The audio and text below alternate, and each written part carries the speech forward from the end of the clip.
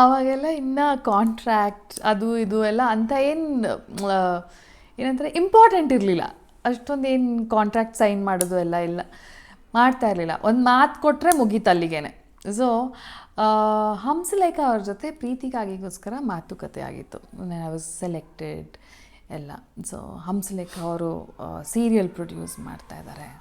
It was a big news ಆವಾಗ. So I was selected as the lead ಅದರಲ್ಲಿ, ಆ ಸೀರಿಯಲಲ್ಲಿ. So ಅದೇ ಟೈಮಲ್ಲಿ ನನಗೆ ಉಷಾ ಕಿರಣಿಂದ ಒಂದು ಮೂವಿಗೆ, ನಿನಗಾಗಿ ಮೂವಿಗೆ ದೇ ಸೆಲೆಕ್ಟೆಡ್ ಮೀ.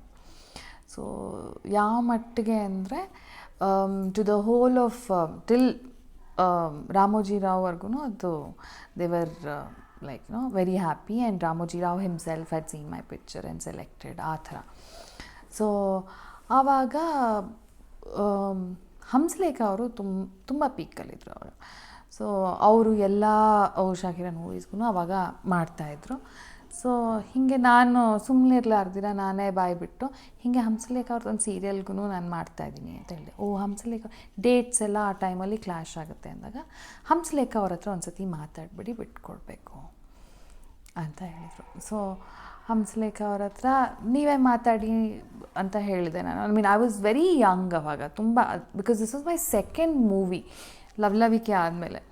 ಸೊ ಆಯಿತು. ಆಮೇಲೆ ಇನ್ನೊಂದೇನು ಅಂದರೆ ಇಂಡಸ್ಟ್ರಿ ಆಗು ಹೋಗುಗಳಿಗೆ ಏನೂ ಗೊತ್ತಿರಲಿಲ್ಲ. ನೋ ಬಡಿ ಫ್ರಮ್ ದ ಇಂಡಸ್ಟ್ರಿ, ಬ್ಯಾಕ್ಗ್ರೌಂಡ್ ಇಲ್ಲ, ಏನೂ ಇಲ್ಲ, ಏನೂ ಗೊತ್ತಿಲ್ಲ ನನಗೆ. ಸೊ ಅವರು ಡೈರೆಕ್ಟರ್ ಫೋನ್ ಮಾಡಿ ಕೇಳಿದ್ದಾರೆ. ಎಸ್ ಮಹೇಂದರ್ ಅವರು ಆ್ಯಕ್ಚುಲಿ ಅದು ಮಾಡಿದ್ದು ಅಲ್ವಾ, ಮಹೇಂದರ್ ಸರ್ ಮಾಡಿದ್ದು. ಸೊ ಮಹೇಂದರ್ ಸರ್ ಫೋನ್ ಮಾಡಿ ಕೇಳಿದ್ರು. ಆವಾಗ ಇಲ್ಲ ಅಂತ ಹೇಳಿದ್ದಾರೆ ಅವ್ರಿಗೆ. ಹಂಗೆ ಕೊನೆಗೆ ರಾಮೋಜಿ ರಾವ್ ಕಡೆಯಿಂದನೂ ಫೋನ್ ಮಾಡಿದ್ದಾರೆ. ರಾಮೋಜಿ ರಾವ್ ಅವರು ಫೋನ್ ಮಾಡಿದ್ದಾರೆ ಹಂಸಲೇಖ ಅವ್ರಿಗೆ. ಸೊ ಅದೇನಾಗೋಯಿತು, ಅವ್ರಿಗೆ ಒಂಥರ ಈಗೋ ಇಶ್ಯೂ ಆಗೋಯಿತು. ಇವಳು ಆಫ್ಟರ್ ಆಲ್ ಒಂದು ನ್ಯೂ ಕಮರ್, ಇವಳಿಗೋಸ್ಕರ ಎಲ್ಲರೂ ಫೋನ್ ಮಾಡ್ತಾಯಿದ್ದಾರಲ್ಲ ನನಗೆ ಅನ್ನೋ ಥರ. Then they call me to one rerecording studio. ಯಾವ ರೀರೆಕಾರ್ಡಿಂಗ್ ಸ್ಟುಡಿಯೋ, ಐ ಥಿಂಕ್ ಇಲ್ಲೇ ಕಂಠೀರವನಲ್ಲೇ ಹೋಗಿ ಮೀಟ್ ಮಾಡಿದ್ರೆ ಆವಾಗ ಹಿ ವಾಸ್ ಸೋ ಆ್ಯಂಗ್ರಿ. ಎಷ್ಟು ಕೋಪದಲ್ಲಿದ್ದರು ಅಂದರೆ, ನೀನು ಯಾರು, ನೀನು ಆಫ್ಟರ್ ಆಲ್ ನೀನೊಂದು ನ್ಯೂ ಕಮರ್, ನಾನು ಯಾರು, ನಾನು ಹಂಸಲೇಖ, ನೀನೊಂದು ನ್ಯೂ ಕಮರ್ಗೋಸ್ಕರ ನನಗೆ ರಾಮೋಜಿ ಅವರೆಲ್ಲ ಫೋನ್ ಮಾಡ್ತಾರಾ, ನೀನನ್ನು ಬಿಟ್ಕೊಡ್ಬೇಕಾ, ನಾನು ಬಿಟ್ಕೊಡಲ್ಲ, ಏನು ಮಾಡ್ತೀಯೋ, ಹೆಂಗೆ ಮಾಡ್ತೀಯೋ ಆ ಫಿಲಮ್ ನಾನು ನೋಡ್ತೀನಿ ಅಂತೆಲ್ಲ. ಸೊ ಆ ಟೈಮಲ್ಲಿ ಲೈಕ್ ಇನ್ನೇನು ಮಾಡೋದು, ಯಾರೂ ಇಂಡಸ್ಟ್ರಿನಲ್ಲಿ ಇನ್ಯಾರೂ ಗೊತ್ತೂ ಇಲ್ಲ, ಏನೂ ಗೊತ್ತಿಲ್ಲ. ಮೀನ್ ಇಂಡಸ್ಟ್ರಿ ವಿಷಯನೇ ಗೊತ್ತಿಲ್ವಲ್ಲ. ಅಕಾಡೆಮಿಕ್ಸಿಂದ ಬಂದವಳು, ಮಾಡ್ಲಿಂಗ್ ಮಾಡ್ತಿದ್ದವಳು ಬಂದವಳು, ಸಡನ್ನಾಗಿ ಈ ಥರ ಜನ, ಈ ಥರ ಎನ್ವೈರ್ಮೆಂಟ್ ನೋಡಿ ಐ ವಾಸ್ ಲೈಕ್, ಅಯ್ಯೋ ಸಾಧ್ಯನೇ ಇಲ್ಲ ನನಗೆ, ಫಿಲ್ಮ್ಸು ಬೇಡ, ಏನೂ ಬೇಡ. ನಾನು ಐ ಥಿಂಕ್ ಆಲ್ಮೋಸ್ಟ್ ಒಂದು ವಾರ ಹತ್ತಿದ್ದೀನೇನೋ. ಅವ್ರು ನನ್ನ ಜೊತೆ ಮಾತಾಡಿದ ರೀತಿಗೆ ಐ ವಾಸ್ ಟೂ ಯಂಗ್, ತುಂಬ ಚಿಕ್ಕವಳು ಇನ್ನು. I was so hurt. ನಾನು ಇನ್ನೊಂದು ಮೂವಿ ಮಾಡಲ್ಲಪ್ಪ, ನಂಗೆ ಬೇಡ, ಇಂಡಸ್ಟ್ರಿನೂ ಬೇಡ, ನಂಗೆ ಕ್ಯಾಮ್ರಾನೂ ಬೇಡ, ಮೇಕಪ್ಪು ಬೇಡ, ಏನೂ ಬೇಡ, ಬಿಟ್ಬಿಡೋಣ ಎಲ್ಲ, ಇದಕ್ಕೂ ನನಗೂ ಸರಿ ಹೋಗಲ್ಲ ಇದು ಅನ್ನೋ ಮಟ್ಟಿಗೆ. ಬಟ್ ಅಂದ್ರೂ ನೀನು ನನಗೆ ಒಪ್ಕೊಂಡು, ಕಾಂಟ್ರ್ಯಾಕ್ಟ್ ಇಲ್ಲ, ಏನಿಲ್ಲ ಅಂದ್ರೂ ಬರೀ ಒಂದು ಮಾತು ಕೊಟ್ಟಿರೋದಕ್ಕೆ ನೀನು ಒಪ್ಕೊಂಡಿದ್ಯಾ ಮಾಡೋಕ್ಕೆ, ಆಯಿತು ಅಂದ್ಬಿಟ್ಟು ದೆನ್ ಆಮೇಲೆ ಅದಾದಮೇಲೆ ಕಾಂಟ್ರ್ಯಾಕ್ಟ್ ಸೈನ್ ಮಾಡಿ ಏನೇನೋ ಮಾಡಿದ್ವಿ. ಬಟ್ ಆಮೇಲೆ ಪ್ರೀತಿಗಾಗಿ ಅದನ್ನು ಶೂಟ್ ಮಾಡಿದೆ. ಆಲ್ಮೋಸ್ಟ್ ಒಂದು 2 years ಏನೋ ಶೂಟ್ ಮಾಡಿದೆ. ಮಾಡಲ್ಲ ಅಂದರೆ ಅದು ಹೆಂಗೆ ನೀನು ಮಾಡಲ್ಲ ಅಂತ. ಕೋರ್ಸ್ ಅವಾಗ ತುಂಬ ಯಂಗ್ ಆಗಿದೆ, ಏನೂ ಗೊತ್ತಾಗ್ತಾ ಇರಲಿಲ್ಲ. ಸೊ ಒಂದು ಮಾತು ಕೊಟ್ಬಿಟ್ರೆ, ಮಾತು ಕೊಟ್ಟಿದ್ದೀವಲ್ಲ, ಮಾತು ತಪ್ಪಬಾರ್ದು, ಮಾಡಿಕೊಟ್ಬಿಡ್ಬೇಕು ಅನ್ನೋ ಮಟ್ಟಿಗೆ ಆ ಥರದಲ್ಲಿ ಇತ್ತು. ಇವಾಗ ಆದರೆ ಕಾಂಟ್ರ್ಯಾಕ್ಟ್ ಎಲ್ಲಿದೆ, ಕಾಂಟ್ರ್ಯಾಕ್ಟಲ್ಲಿ ಏನು ಕ್ಲಾಸ್ ಇದೆ ಎಲ್ಲ ಕೇಳ್ತಾರೆ. ಬಟ್ ಆವಾಗ ಒಂದು ಮಾತು ಕೊಟ್ರೇ ಇಟ್ ವಾಸ್ ಲೈಕ್ ಒಂದು ಬಿಗ್ ಥಿಂಗ್ ಮಾಡಬೇಕು ಅನ್ನೋ ಥರ. ಪ್ರೀತಿಗಾಗಿ ಮಾಡೋಕ್ಕೆ ಶುರು ಮಾಡಿದೆ. ಬಟ್ ಆಫ್ಕೋರ್ಸ್ ಯಾವಾಗಲೂ ಅದು ಮನಸ್ಸಲ್ಲಿ ಒಂದು ಇದ್ದೇ ಇರೋದು, ಇದು ಹಿಂಗೆ ಈ ಥರ ಆಗೋಯ್ತಲ್ವಾ, ಈ ಥರ ಆಗಿ ಈ ಥರ ಮಾತು ಕೇಳಿ ಅನ್ನೋದು. ಬಟ್ ಅಫ್ಕೋರ್ಸ್ ಪ್ರೀತಿಗಾಗಿನಲ್ಲಿ ಡೈರೆಕ್ಟ್ರ್ ಇದ್ದಿದ್ದು ಚಿಂದೋಡಿ ಬಂಗಾರೇಶ್ ಅವರು. ಅವರೂ ನನಗೆ ತುಂಬ ಮಗು ಥರ ನೋಡ್ಕೊಳ್ಳೋರು. ಸೊ ಅವ್ರ ಒಳ್ಳೆತನಕ್ಕೆ ಅರ್ಧ ನಾನು ಕರ್ಗೋಗಿ ಆಲ್ಮೋಸ್ಟ್ 2.5 years ಶೂಟ್ ಮಾಡಿದ್ವಿ ಪ್ರೀತಿಗಾಗಿ. And it was an experience. Timings ಇರ್ತಾ ಇರಲಿಲ್ಲ. ಬೆಳಗ್ಗೆ 6 ಗಂಟೆಗೆ ಶೂಟಿಂಗು, 6-6:30 ಶೂಟಿಂಗ್ ಶುರು ಆದರೆ ಮಧ್ಯರಾತ್ರಿ 12 ಗಂಟೆ, 2 ಗಂಟೆ, 3 ಗಂಟೆ ಪ್ಯಾಕಪ್, ಮತ್ತೆ ಮನೆಗೆ ಹೋಗು, 1 hour 2 hours ಮನೇಲಿರು, ಮತ್ತೆ ವಾಪಸ್ ಸ್ಪಾಟಿಗೆ ಬಾ. ಸೊ ಆ ಥರ ಶೂಟಿಂಗ್ ನಡೀತಾ ಇತ್ತು. ಸೀರಿಯಲ್ಸ್ ಅಂದರೆ ಹೆಂಗೆ ಅಂತಲೇ ಗೊತ್ತಿರಲಿಲ್ಲ. ಮೂವೀಸ್ ಅಂದರೆ 6 ಗಂಟೆ ಪ್ಯಾಕಪ್ಪು, ಇಲ್ಲ ಮ್ಯಾಕ್ಸಿಮಮ್ 9 ಗಂಟೆ ಪ್ಯಾಕಪ್ಸ್. ಬಟ್ ಸೀರಿಯಲ್ಸ್ ಅಂದರೆ ಆವಾಗ they was no rules also. ರಾತ್ರಿ ಎಲ್ಲ ಶೂಟ್ ಮಾಡೋರು, ನಾವೂ ಶೂಟ್ ಮಾಡ್ತಾಯಿದ್ವಿ. ಕೇಳ್ತಾನೂ ಇರಲಿಲ್ಲ ಯಾಕೆ ಏನು ಅಂತ. ಆವಾಗ ಅಫ್ಕೋರ್ಸ್ ಈ ರೂಲ್ಸ್ ಆ್ಯಂಡ್ ರೆಗ್ಯುಲೇಷನ್ಸ್ ಇಷ್ಟು ಗಂಟೆ ಮೇಲೆ ಆದರೆ ಶೂಟ್ ಮಾಡಲ್ಲ, ಅದು ಇದು ಎಲ್ಲ ಇವಾಗ ಬಂದಿರೋದು. ಆವಾಗ ಯಾರೂ ಏನೂ ಕೇಳ್ತಾನೆ ಇರಲಿಲ್ಲ, ಶೂಟ್ ಮಾಡ್ಕೊಂಡು ಹೋಗೋರು.